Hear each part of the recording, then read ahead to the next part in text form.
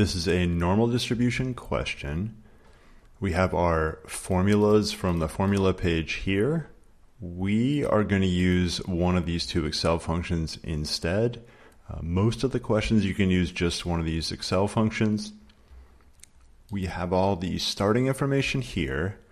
So they have a normally distributed length, which means we can use this norm dist function in Excel. The mean is 13.8, so I already put that into a cell here. Standard deviation 2.4, I got that in a cell right there. And we want to know one item chosen at random. What's a probability? It is less than 7.8 inches long. So in this one, the less than means it's going to be a cumulative, and sometimes it's tricky to know which of these two Excel functions to use. So let's look at the difference here. So I'm going to do norm.dist first, just because it's written first. Now here, I want to look very carefully at the parameters. They're probably a little hard to see because the font is much smaller. So our first argument is x, and that is the value.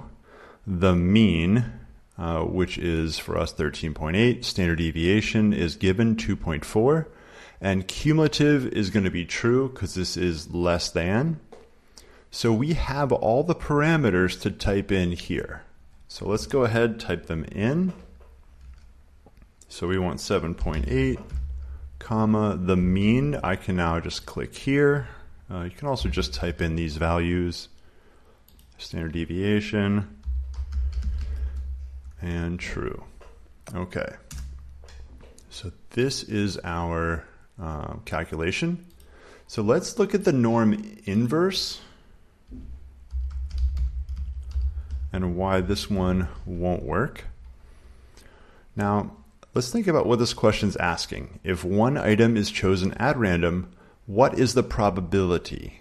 So they're asking about the probability. We don't know the probability. We're trying to compute it.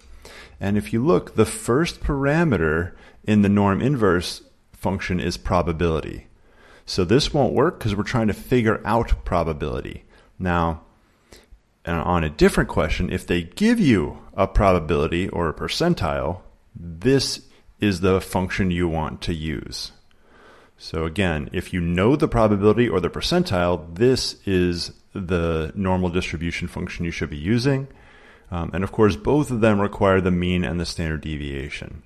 So the difference is this one had the probability, and what did the other one have? If we go back, the other one had the value. So and for us, it was a 7.8, but it's going to have a value in the same units that you're measuring in. So we're talking about length in inches, so the value is going to be a length in inches as well.